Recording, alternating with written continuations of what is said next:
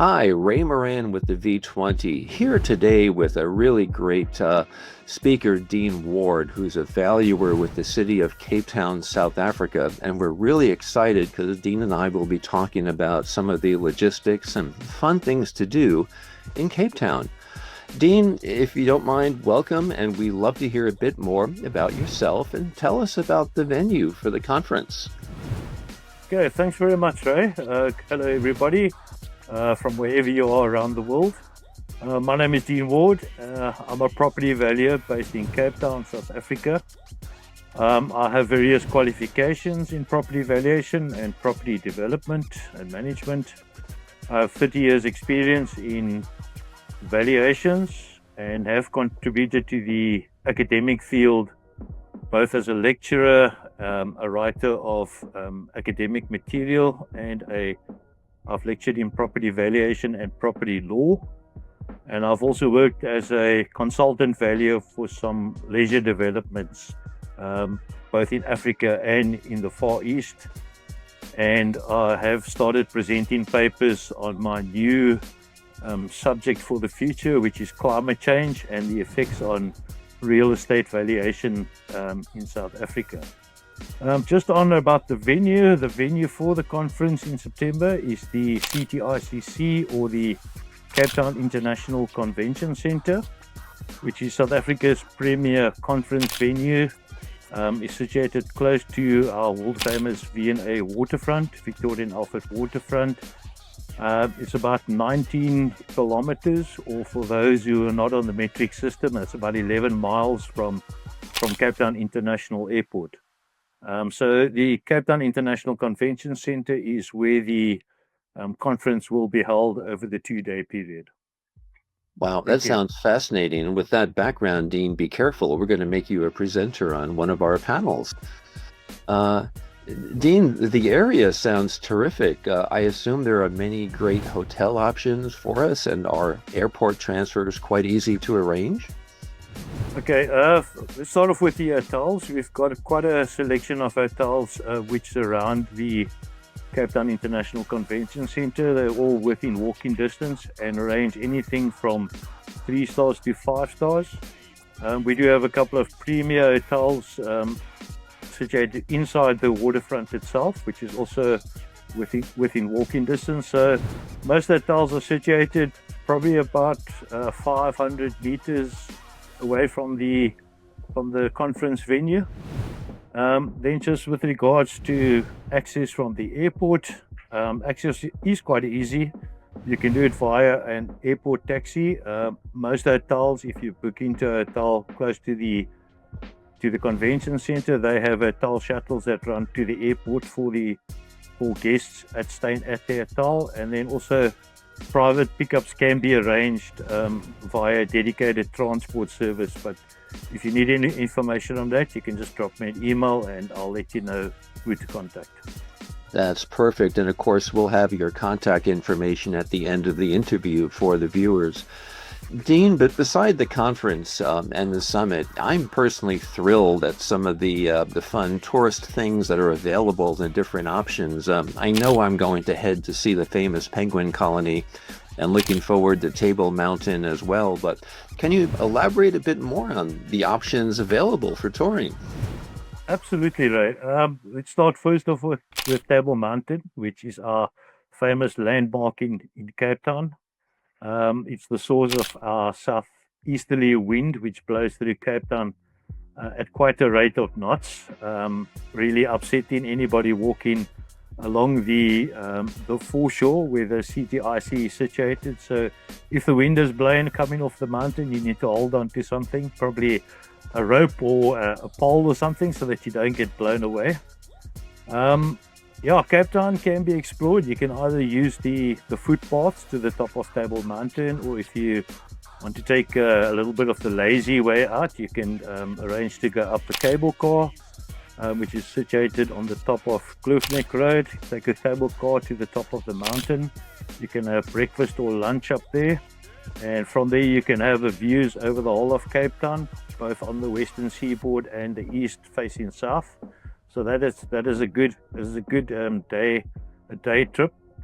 Then also, just with reference to our penguin colony, which is situated in Simonstown, which is about 30 kilometers out of Cape Town. If you're staying in a hotel, they can usually just arrange those types of excursions for you down to the penguin colony. It's a breeding ground, so you don't actually interact with the penguin colony, but you walk very close to them. A lot of them are nesting under the boardwalk, so you get up very close and personal with the penguins. Then we also have at the V&A waterfront, we also have an aquarium which you can go and look at, in our latest shark edition. They're always catching sharks and putting it into the aquarium, except great white sharks, because they're the only sharks that don't seem to live in captivity. And then just if you'd like to do some wine tasting, there is a place in Cape Town, in Tamboeskloof, which is a wine tasting venue where they grow grapes to make wine on the slopes of Signal Hill. But if you'd like a full day wine tasting excursion, you can go out, book yourself a tour, go out to Stellenbosch, visit a few famous wine farms. You can purchase some wine there. They're very happy to ship it back to wherever you come from around the world. And then for those of you who are a little bit more adventurous and want to do a little bit of a safari, there is a game reserve in Cape Town where you can see the Big Five, which is about 2 hours out of Cape Town. Again, something that you can arrange through your hotel. Unfortunately, if you go to the game reserve, it's an overnight accommodation, because you cannot see everything there in one day. And they have the Big Five there. So the Big Five wild animals you can see at the game reserve. Wow, that all sounds amazing, and particularly the vineyards. Dean, I love a good meal. So what should I be looking for local cuisine and favorite local foods?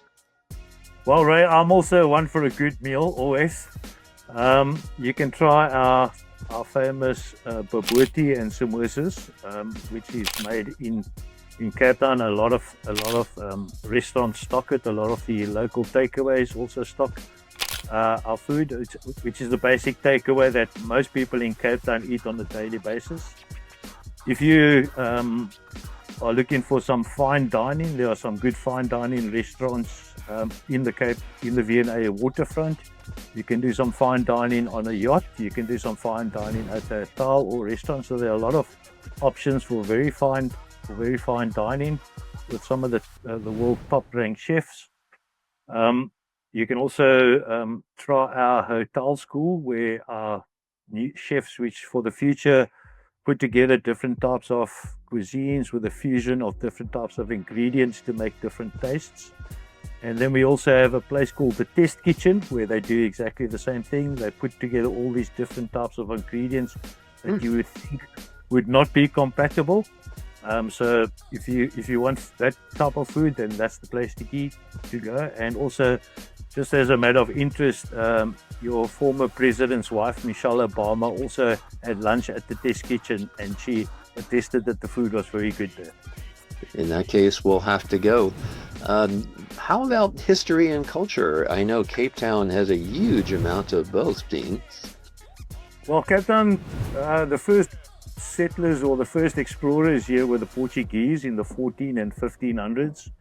And then I don't know if you're aware, but then the Dutch came here in 1652 and established a refreshment station for their passing ships that were going to the east to get spices that weren't available in Europe at the time. And Cape Town has basically grown from 1652 all the way up to 2025. The population has grown, the Cape Town itself has grown. Cape Town also has the South Africa's oldest building, which was built in 1679, which is the shape, which is called the Castle in Cape Town, which has 5 bastions named after some places up in Holland. So that's a good place to explore. It has a lot of history in it, covering a few centuries from the 1600s. And then also we have the Iziko Museum, which is at the top of the gardens, the regional gardens which were planted by Jan van Riebeeck, who was the first governor of the Cape to supply ships that were passing through Table Bay with fresh produce and especially water.